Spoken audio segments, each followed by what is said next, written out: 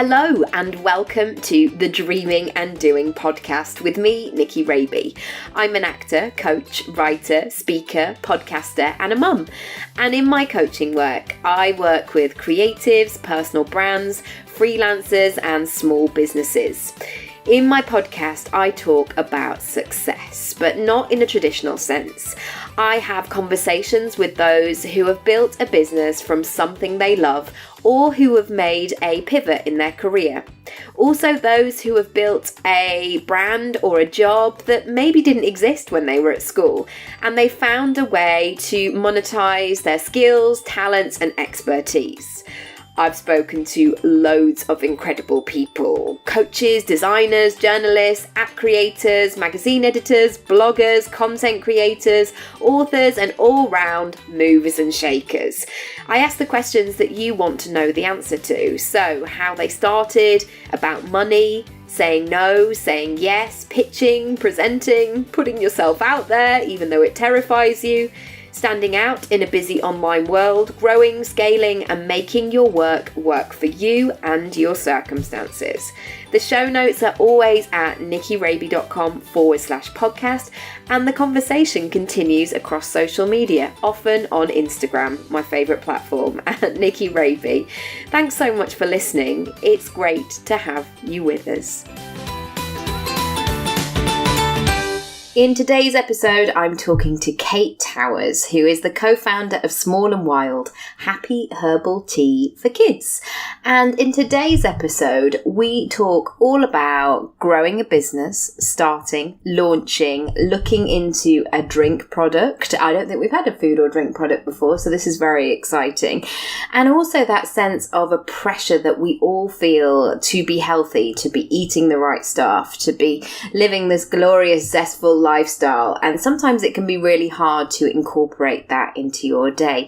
So there's lots of nuggets, especially around branding and PR and getting yourself and your product out there, and how you can work with somebody else and how you can balance out the tasks and divvy things up, as I say in the podcast. If you want to come and join in the conversation, which I would love you to do, come on over to Instagram at Nicky Raby. We'll be chatting more about the episode there, or you can check the show notes at nickyraby.com/podcast. Also, I've only got a couple of spots left for one-to-one coaching over the summer, so you can have a look at the options there, nickyraby.com/coaching. That's it for now. Also, if you wouldn't mind leaving a review or rating it on iTunes, I would love that as well. We're doing some very exciting things with some very exciting projects coming up. So I would love you to be a part of that and support it if that feels a fit for you. Anyway, enough chatting. Here's the episode. Enjoy. Hi, Kate. How are you? Very well, thank you, Nicky. Oh, what a treat to have you. So let's start with you. What do you do? Well, I am the co-founder of Small and Wild, which is happy herbal tea for kids. Delicious. So good. My kid is really interested in buying shreddies at the moment, and I've really tried to stop because I'm determined to try and get some good food in him while I can, but who knows? I might have to let him have his own way. We'll see. So how did it begin for you, sort of launching your own business? So I launched a business with my friend Becky, and Becky and I met actually in antenatal yoga with our second children, and I think we both had always kind of had quite an interest in what our kids ate. Essentially, we also both had a passionate love for tea, and I think we had this a bit of a frustration at kind of what do you give your kids as a healthy drink, and kind of whilst we were sitting there enjoying our many cups of tea, so you do. I've never been so caffeinated in all my life. Like, I'm sure if when not that the police do this to me, but when you have this moment of being pulled over and breathalyzed, I'm sure they would find copious amounts of tea in me. I know, it's ridiculous, isn't it?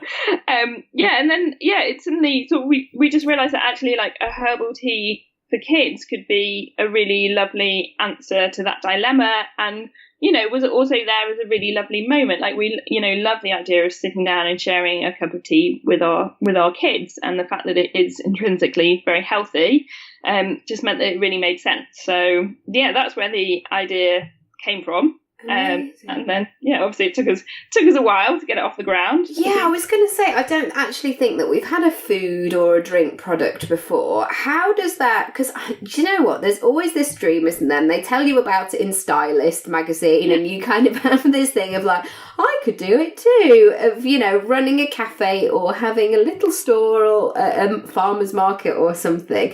What does the process actually look like in sort of getting something to market and something like actually making it? Well, for us, I suppose there was a period of time of how to put it, politely, but procrastination. Yeah. Where we kept on talking about it. Sort of, we both knew we didn't want to go back to our previous jobs. I was freelancing, but I knew that wasn't something I wanted to do in the long term. Yeah. So, I think there was that kind of period of time of being like, shall we do it? Shall we do it? Yes. And then really sort of thought, actually, yes, let's do this. Let's give it a go. But the very first thing we did, aside from obviously researching the market and seeing what else was out there, was really getting a supplier, because I think for us it was, can we actually feasibly do it? And we wanted to know it was something we could practically do. Because I think a big problem is a lot of a lot of people you work with will only supply you for certain quantities and so on. So that was quite a long process of finding the right partner to produce it and produce the tea. And when we found that right partner, it was then a much quicker sort of process from then onwards, because then we were very focused on, yes, we can do this, and we know it, we can launch it. So how did you go about finding the right partner? What did you I guess what are you looking for? What are the first steps practically if people want to do it too? I think, it's finding someone who really work on the scale that you want to work. Like a lot of people we spoke to were just, were like, you have to produce like, 200,000 tea bags on your first run and all that sort of thing. We're like, we were planning on like, sure. yeah. And using some savings to buy it with. So that's not an option. So it really was, I think the key challenge was finding someone who was of the right, with the right scale, really. And also we were aware of the fact that we had some quite clear ideas over flavours and the type of blends, but we know that we are not master tea blenders, and we really wanted also to work with someone who had that really real, that true expertise.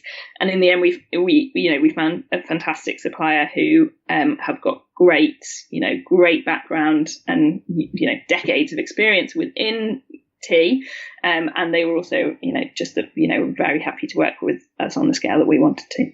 That's brilliant. And how did all the branding come about? How did you create the look? How did you create the feel? Did you do either of you have a background in sort of knowing how to do that? Because I guess it's all about, I've only watched a few things on iPlayer really, but that sense of something has to really sell itself on the shelf. And I think we both knew.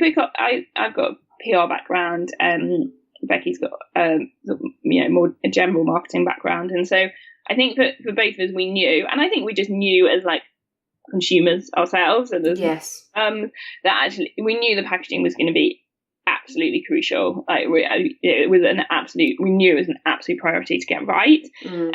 So we did spend a lot of time kind of going through doing copious Pinterest boards of all these beautiful sort of packaging that we found inspirational ourselves, and we did a very detailed design brief, and I suppose we did have the background knowledge in order to be able to do that, and then we pitched it out to various agencies, and working with Kingdom and Sparrow, who are down in Cornwall, and they were they've just been fantastic. They were fantastic from the moment we had the first call with them. Well, how do you so I'm going so practical. I have promised I haven't got like a tea business that I want to launch in the background. I solely just want to know of how this works, because I think also as well there's that all of those sort of parts are very artistic, and people can get lost in, I guess, the mountains of Pinterest boards and all of that. How do you go about putting together a brief so somebody is going to be able to bring your idea to life? What have been the components that have really helped you do that?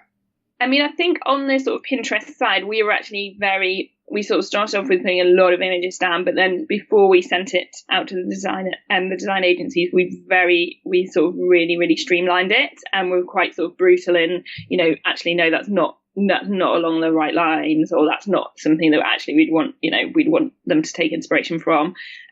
So we were, even though we started off with a lot of imagery, we then gave quite a tight amount of imagery to them, kind of, as sort of a guideline on what we loved. And then a brief was just very detailed in terms of, I suppose, what we wanted the key messages to be and look and feel of the brand, and kind of the emotional side of it, I suppose, as well. Definitely. And how did you then get it to market? How did you press play and go, right, okay, we've got to sell these things now? Yeah, I mean, it was funny. That bit almost suddenly then came together. I think as soon as we were happy with our designs and packaging designs, we then when there was a long process in terms of blending the actual tea and going backwards and forwards, tweaking the blends, testing them out on our little tea tasters. Yeah. Very you've got the ready-made audience there. Yeah. Like, you have to like it, kids. Yeah, but it was hilarious because what kids are like. Like, they wouldn't. We'd come back with a blend, and there was one blend in particular we really loved, and Becky and I were like, oh, this is amazing. This is this is definitely going to be one of our final blends. And then kids were just like, no. And then we'd try and tweak it to make it more. We were like, well, what is it? And they'd be like, oh, you can just taste a bit of this or a bit of that. And then we'd tweak it and be like, how about now? How about now? And they were still like, no. So they suss any kind of green. Like, even we went to our friend's house yesterday, and my friend made this lovely fresh pesto with loads of veg, and Oscar immediately went, I like this, but I don't like this, and dangled a piece of courgette in my face. I was like, okay, well, table manners have clearly gone out the window, but we'll see. It's incredible how specific they can be about their taste. But kids' taste buds are really different to adult taste buds, and that is why they are a lot more sensitive to bitter foods. And so in a lot of adult fruit teas, you kind of you have things like potentially a lot of rosehip, things like echinacea when it's in tea. They have a very bitter sort of back taste.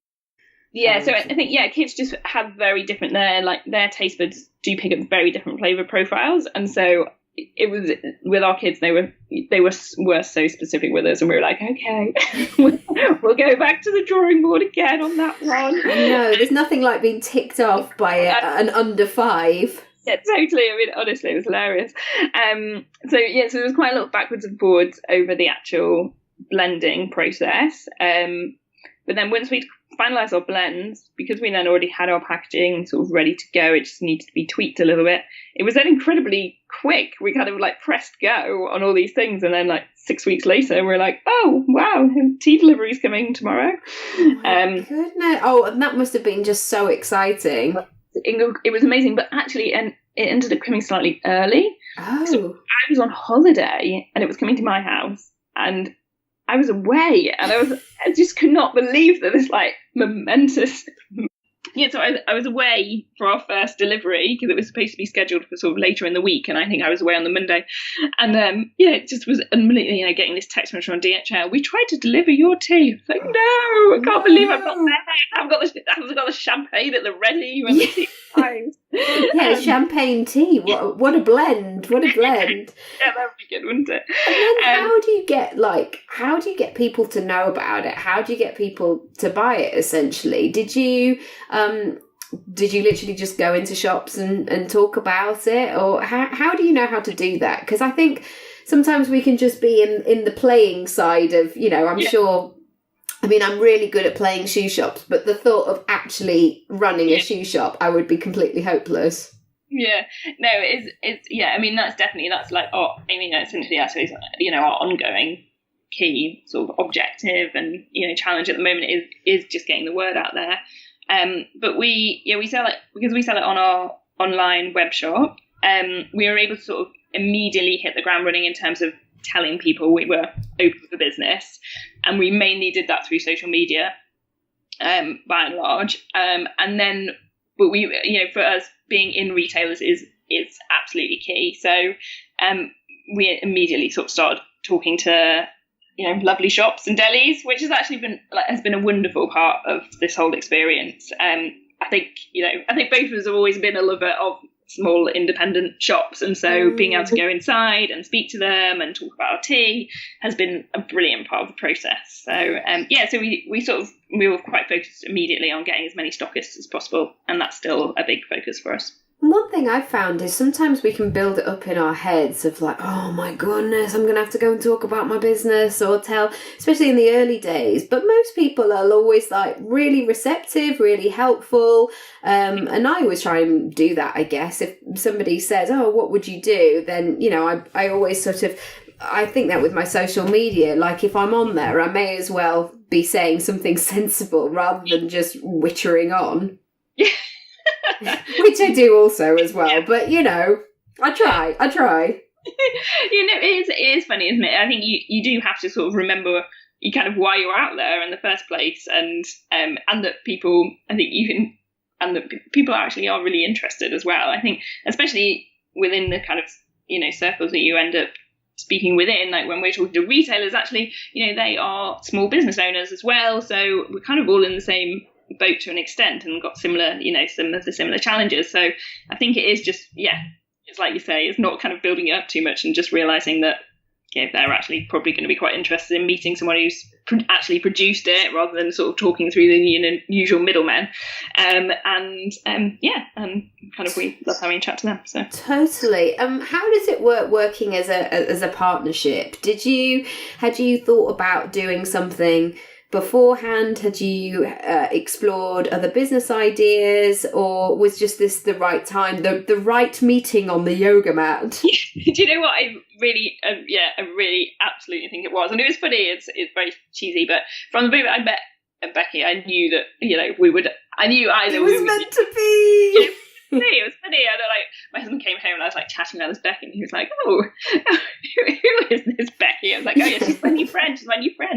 Are we having a new conversation here of what are you going to spring on me? Yeah, exactly. But yeah, no, it was like we just had a lot in common and a lot of similar values. So and then I think I had previously thought about million different business ideas. Like it was, I was always coming up with my latest way I was going to, launch a business and blah, blah, blah, blah.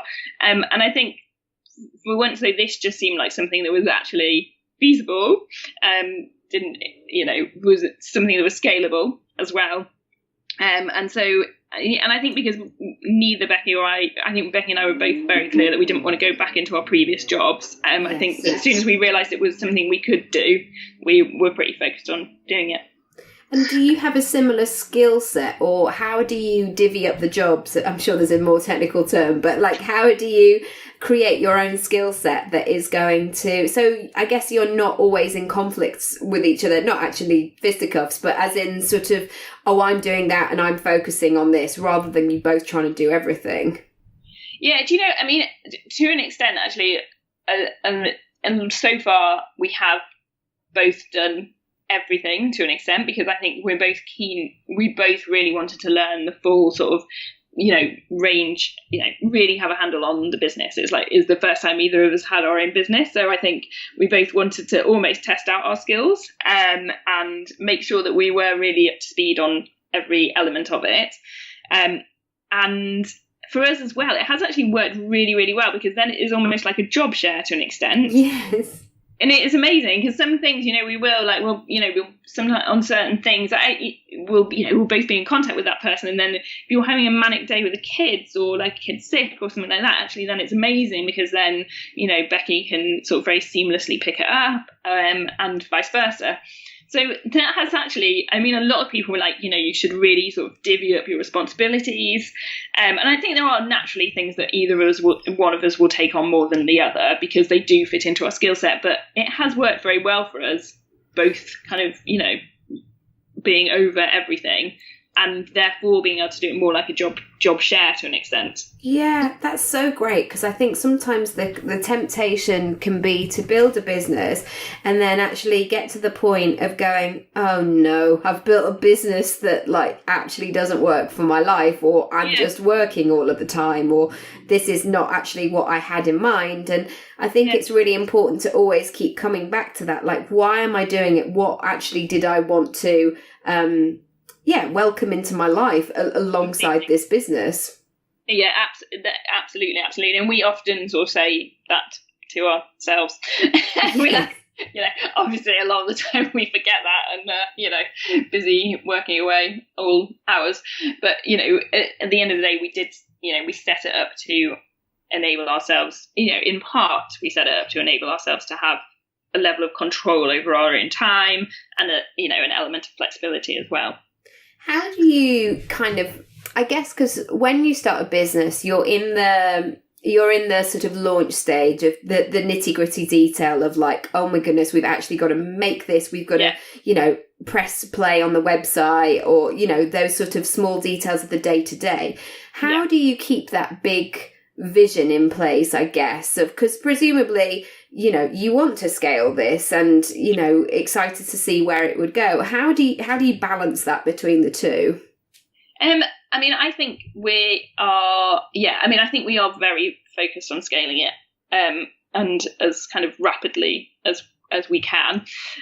So we are very, very sort of motivated on doing that. But at the same time, there is so much of there's a lot of day-to-day running that goes on behind the scenes. So I think it is just balancing. I think that's one of the challenges, really, to be honest. And I think that's a challenge that we talk about, because you kind of got all these ambitions that you really, really want to do, and you want to do them as immediately. You want to do them now, but at the same time, you can't. You can't. We have to do the day to day. So I think it's almost. I did read this amazing thing. Might have even been, Nicky, you might put on your Instagram. How you even if I didn't, I think I'll just take full credit for it. Yeah, it was something I said, something brilliant. About how you kind of should try and divide your time, so you have like one day or a third of your time is on admin, a third of your time is on sales, and then a third of your time is on promoting your business. And I do think, I think that is actually a very good model. Yeah, because I think it has. I don't think I did say that, but I am going to say it immediately. You'll see the Instagram post that goes up today. Like, I've heard that from somewhere before. I think that's so right, because I think when you're doing all the jobs, sometimes the temptation, especially if you're a bit tired, or you're sort of maybe, I don't know, it feels too early to share it. Sometimes you can just keep working within your business rather than sort of on it and growing it and getting out there. And I've spoken about this on the podcast before, that sense of when I was pregnant, I was like, right, I've got to use this time to make everything perfect, to line everything up. And so when I actually have the baby, everything will be then good to go, which was silly, because actually nobody has said, gosh, I really like the font that you used, or that spacing between paragraph 1 and paragraph 2 on your about page is beautiful. Like, nobody's ever said that. It's kind of that sense of you can do the work or you can't. And those details that you might think are really important to you, sometimes you have to lift them up and go, oh, it's because I'm a bit scared of this. That's why I'm playing small. Yeah, completely. Completely. And then sometimes, I think for me, I'm probably not the world's best admin person. So sometimes I'll be like, oh, well, I'll just do this Instagram thing instead, or I'll just do this, contact this journalist or something. But actually what I, should really be doing is doing my, expenses and reconcile invoices, etc., etc., etc. Yeah, you're so like, there are some things that are still on my desktop, and I'm like, oh, and I have this, it's almost a joke to myself, like, oh wow, you're still there, and you're still expecting somebody else is going to take responsibility for that. Isn't that interesting? I know, totally.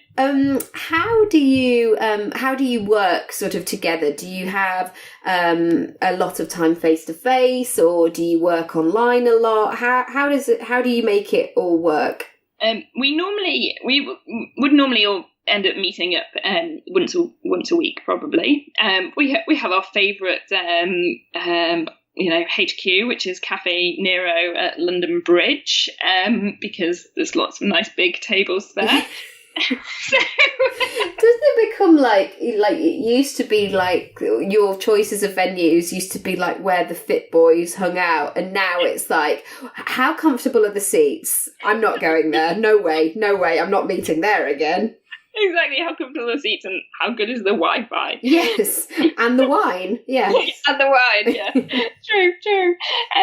So we either, if we haven't got anything on, we'll meet there. But a lot of the time we'll have a supplier meeting, or we'll have a retailer meeting, or we'll be going to some sort of industry thing or networking as an occasional treat. Yes.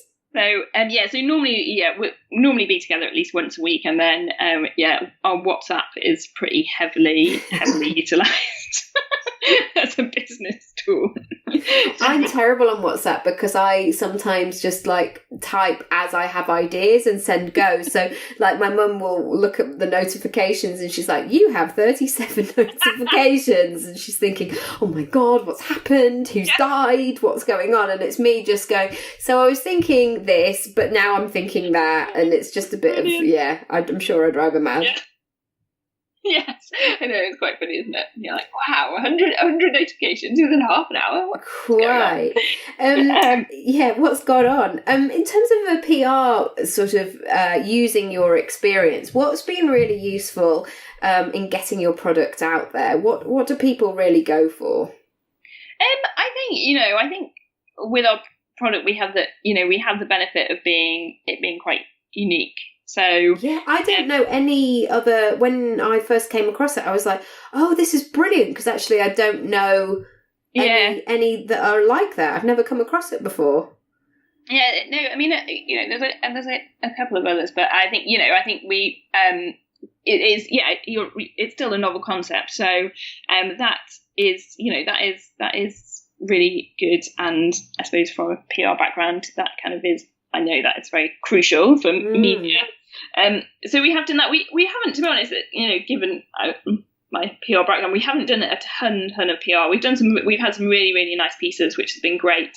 And when we're looking to do more and kind of build it up, I think, from our perspective, we were keen to get quite a good spread of retailers before we did, really sort of really, really heavy PR campaign. Yes. So we're, so that people could actually see it on the shelves. I think it's just that, it's a novel nurse. I think the fact that there's the health angle as well. I mean, at the moment, it's, children's health is under more and more sort of speculation from both a sort of physical and mental point of view. And I think, our product is offering something that is healthy. So I think that is of interest as well. I did have a moment the other day where my son was describing what he had in his porridge, and the person, my friend who he was talking to, she was like, did he just say chia seeds? I was like, yes he did. And it's so weird, our expectations of health now, because it's worse in our kids than ever before. You only have to, I know Jamie Oliver does loads of brilliant work about this, but there's always something in the press. Whereas, when I was a kid, I used to get bullied because I had an apple in my packed lunchbox. I know. I mean, it is incredible, isn't it? And the challenge in terms of how they pin down what it is that's really causing it, because it's like 25% of kids leave leave primary school obese, which is insane.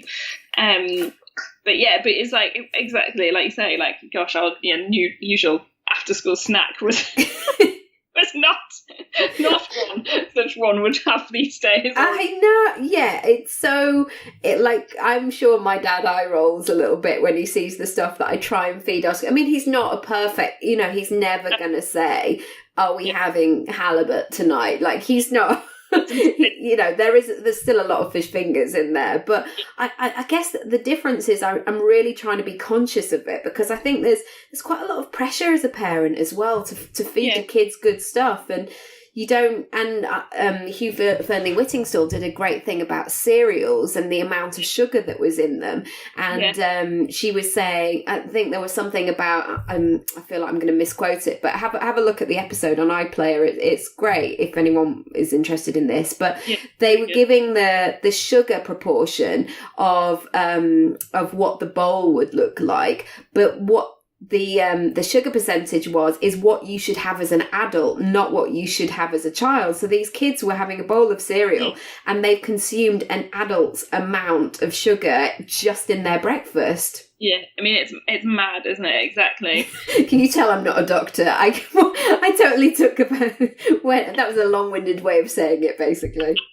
Yeah, but I think you definitely made the point. I think that is the thing, and I think like kids, you can end up filling your kids up with a lot of sugar without even realizing it. And then whilst we don't really, I think parents have a lot of sort of messages that kind of very much play on your conscience as it is. So I think we very much want to be just on a very positive kind of from our tea is essentially the fun and tasty way to enjoy something, but it is healthy. And I think for us, we did feel like drinks, was a way that our kids would be kind of consuming all this sugar consuming a lot of additives without us even realizing or even sort of noticing it. It was like that seems like the one area that you obviously want to encourage them to drink and be hydrated, but you certainly don't want it to be then giving them their sort of sugar or filling them up for the day or exactly. And anything that you drink and it leaves that kind of film of like fizz over your teeth, it's game over. When I think about some of the revolting Alco Pops that I've consumed in my life, I'm like, oh, no wonder it made me throw up. Oh yeah, no wonder I saw it again. Oh, I know. Or no wonder I left university somewhat larger than I went to university. Yeah, no wonder I couldn't do it in my trousers. Yeah. Oh my goodness. Yeah, totally. Where would you like to take the business, like, say, in 5 years? Like, I know this sounds very Simon Cowell, but what's the dream, Kate? Yes. So I think our dream is very much, and our mission is that drinking tea becomes a lot more something that kids do. And we really want to kind of make drinking tea a really kind of, my emails keep popping up. We want make drinking tea something that kids really, becomes part of their day-to-day life. Like, we love tea, so who wouldn't want that? That sounds like a fantastic hobby. So that is kind of our ultimate mission, and we want our brand to be kind of the one that is kind of the go-to, top quality, very delicious tea for kids to enjoy. I think we want to expand the range, and we want to have a really great distribution. So we're kind of available very much across the whole country. Love to sort of kind of gain back that financial independence that I think that, with having kids kind of, and, I did have to let go slightly. I think just, for it to really give us a really solid income, and for it to, to see kids everywhere drinking tea, essentially. Gosh, that's so important on the money side of things as well, because sometimes money pops up in the podcast, which I think I'm really trying to encourage more so, because I think there is this sort of glamorized version of just go and start a business and it's all glory and lovely and all the rest of it. But it's a lot of hard work, and sometimes the financial gains don't come straight away. And it is sort of boosted with savings and things like that. You're not having that safety net of a salary necessarily. Yeah, no, I mean, absolutely. And I think, a lot of people said to us straight from the off is like, you can't expect to be making money from this anytime soon. You will make money, but you will want to put that straight back into the business, sort of thing. They were like, don't have an expectation of being able to kind of draw money. out from it kind of anytime soon. So and I hope we will soon be in a position to start to be able to do that. But I think certainly 5 years, if we can do it and be to be a really good income, would be great. Exciting. Watch this space. So if people want to come and give you that solid exactly. and make a huge order, Sainsbury's if you're listening, where should they go to find out more? If anyone even knows the tea buyer at Sainsbury's or Waitrose. Yeah. Do you know what? There is somebody that I will introduce you to. So yeah, we'll do that after the call. I'm totally being all dodgy here, making out that I've got all these high friends in high places. But no, there is somebody that might be a good for you to chat to. But yeah, where should people go if they want to find out more?